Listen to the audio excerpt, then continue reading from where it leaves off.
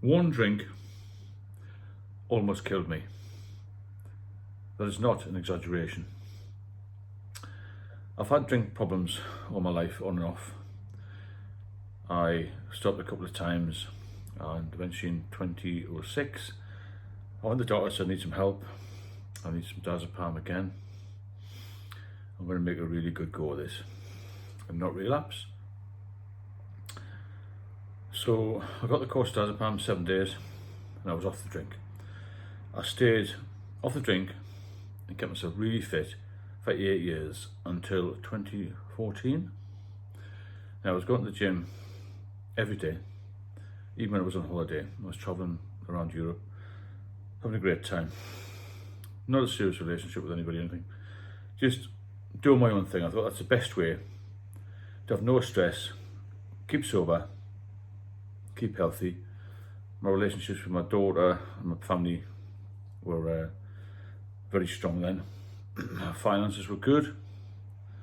Bought a new sports car, living the dream in a way because I'd retired reasonably early. So we'll go to 2014 now. Feeling great. I was persuaded over a number of weeks to have just try one. I knew that I did, well, it may be the start of something bad again, but I wasn't quite sure. I thought, 8 years, surely I must be fit and strong enough to take one drink.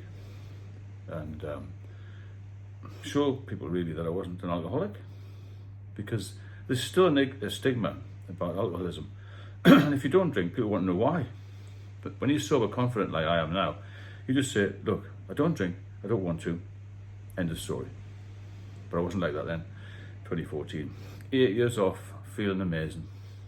Best shape I've ever been in my life. Because I was eating very healthy, all this sort of thing. So I just had one can. As I poured the lager into the glass,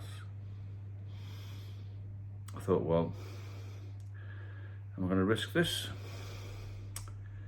And I was frightened to drink it. But to show the people around me that I could still drink, I thought, well, I'll try half a pint of it and just sipped away at it. I thought, I don't really like this particularly, but I'll go with the flow. I'm not going to throw 8 years sobriety away for one can of beer, half a can of beer. That got over. Next weekend, I was out and was prepared again to try another drink. I thought, well, come on, half a beer won't be a problem. Then I had a couple of halves of beer. I thought, well, maybe I'll knock it on the head. And then we travelled down to the south of France in a motorhome. Very stressful journey. Didn't have any drinks at all on the way down. Got to Saint-Tropez after days on the road. It seemed these camper vans aren't easy to drive, you know, they're a nightmare. So I thought, I'm going to stay here. We'll stay here for a few days, a few weeks even. And I thought, well, you know, 8 years off in the sunshine, I'll have a couple of drinks.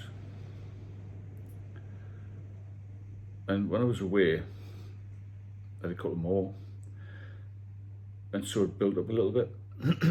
And after about week 3, I was feeling really groggy, like I had done previously when I'd been drinking, years before that.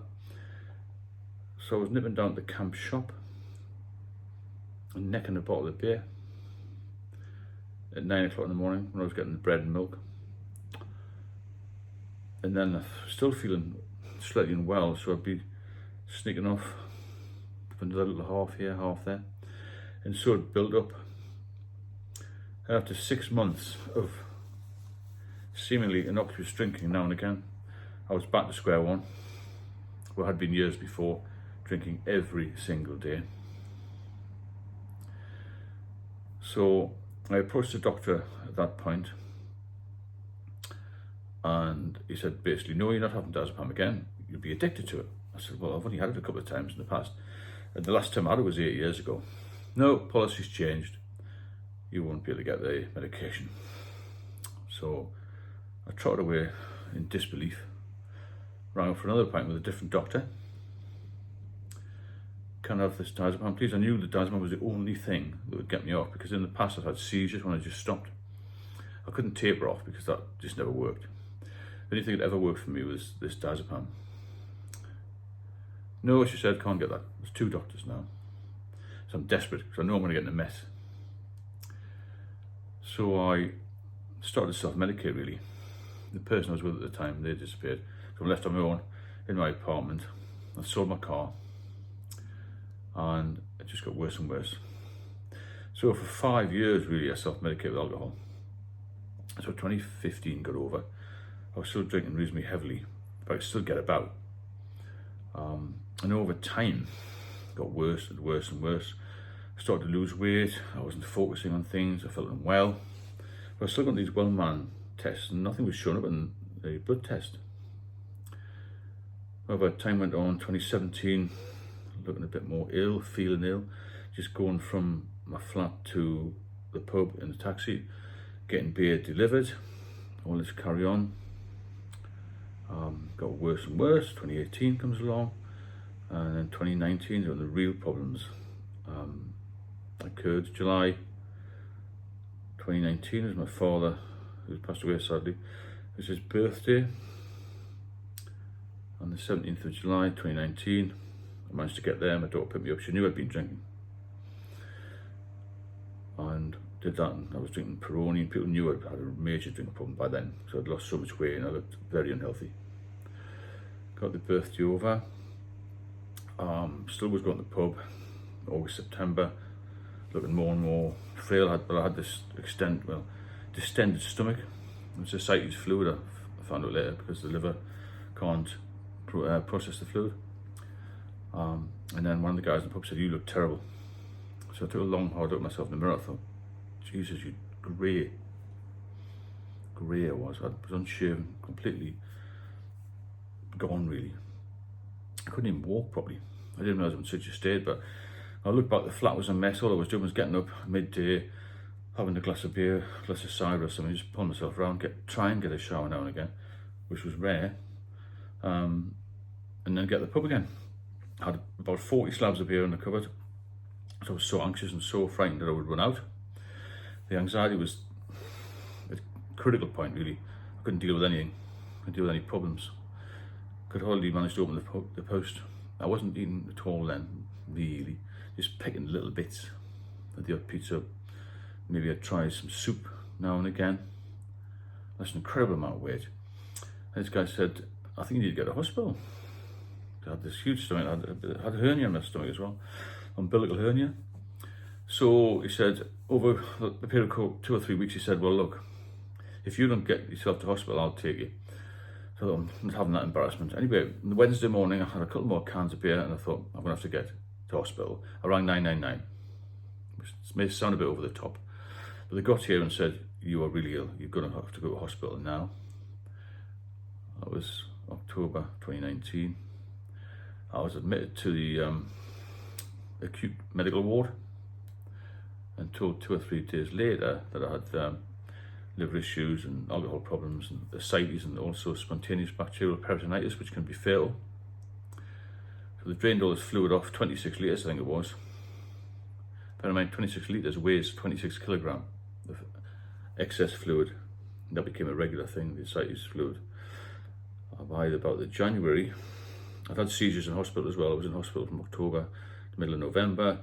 By about the January, it was full-blown COVID then. I was in and out of different hospitals. I'd had low sodium level. I'd been in intensive care. My chances of survival in October apparently had been 50-50. Managed to get rid of all this spontaneous bacterial peritonitis, which was good. I still had this accumulation of fluid. They did a couple of little procedures, try and get rid of that. Still didn't work. Another year into it, I still had this massive stomach and a huge umbilical hernia. And I had to stay with my elderly parents at that point. I couldn't ask for myself. I was in a wheelchair most of the time. Couldn't walk from the door to the ambulance without assistance. I was going every week or so to get, every 2 weeks to get this fluid drained off. Anyway, this umbilical hernia split and I started to bleed heavily. Ambulance turned up again. They put 2 blast bandages on me. I nearly bled to death. Got taken to resus. They managed to do something there and stitch me up. Would you believe? This is all in the middle of COVID. The hospitals were at full pelt then. When I'd gone to resus, the surgeon had his kit already and he said, if this doesn't work, there's not much more we can do. Because if you get this ascites fluid leaking out of your umbilical hernia, then that can be fatal. Because it gets infected, you see, and it can just crash the organs. Fortunately for me, I must have had an angel on my shoulder. They managed to stop that.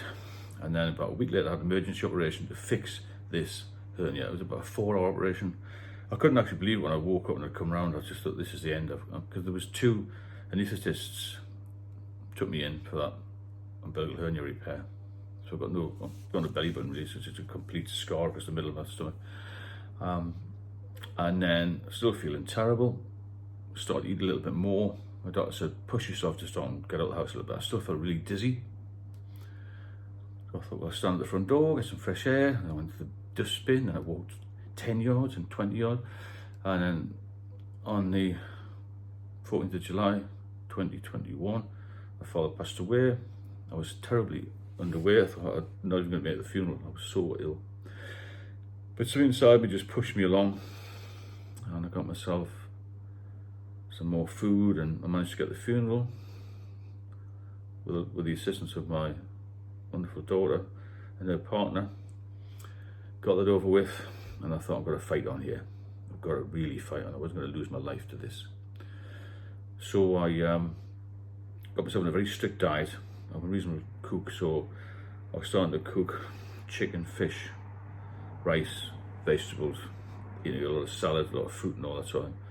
Eventually got myself a little bit better and I got back in my own flat 2.5 years ago, and from then on I've just gone from strength to strength.